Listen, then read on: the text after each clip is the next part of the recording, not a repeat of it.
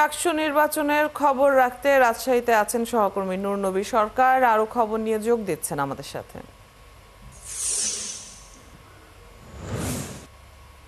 নূর নবী, ঘন্টা তিনেক পেরিয়েছে, ভোটারদের উৎসাহ কেমন দেখছেন? কোনো অভিযোগ শুনেছেন কিনা এবং দীর্ঘ লাইনে দাঁড়িয়ে থেকে কি বলছেন ভোটাররা?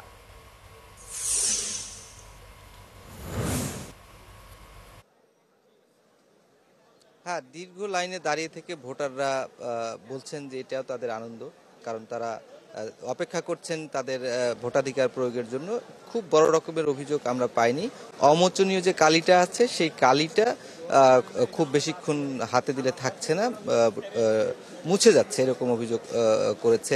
কেউ কেউ ধীর গতির অভিযোগও করেছেন। কিন্তু বড় রকমের যে জটিলতার কথাটা তারা বলছেন যে ফলাফল মেনে নেওয়ার ক্ষেত্রে যদি কেউ পরাজিত হয় সেক্ষেত্রে তখন পরিস্থিতি কি হতে পারে। বিশ্ববিদ্যালয়ের যে বাইরের এলাকাগুলো আছে, বিশ্ববিদ্যালয়ের পাশে যে মহাসড়কটি রয়েছে সেখানে আমরা দেখেছি দুটি দলের সমর্থক কিন্তু এরই মধ্যে তারা জড়ো হয়েছে।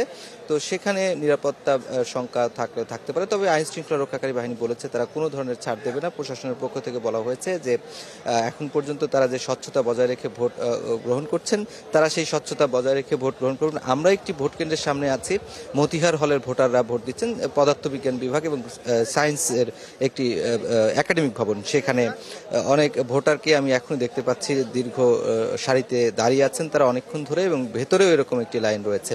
তো সুন্দরভাবে ভোট গ্রহণ অনুষ্ঠিত হচ্ছে। আর একটু বেশি সময় লাগা, যদিও অনেক বুথ করা হয়েছে, বেশি সময় লাগছে কারণ একজন ভোটারকে 43টি ভোট দিতে হচ্ছে। তো সিনেট প্রতিনিধি, রাকসু এবং হল সংসদ, এরকম তিনটা ধাপে কিন্তু তাদেরকে ভোট দিতে হচ্ছে।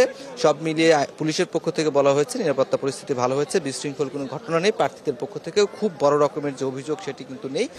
তবে ফলাফল নূর নবী, আপনার কাছ থেকে আমরা রাষ্ট্র নির্বাচনের খবর জানছিলাম। আপনি আছেন ক্যাম্পাসে, নিশ্চয়ই আরো খবরও আমরা জানবো। পাশাপাশি আমাদের আরো সহকর্মীরাও রাষ্ট্র নির্বাচনের তথ্য সংগ্রহ করছেন, আমরা তাদের সাথেও যুক্ত হব।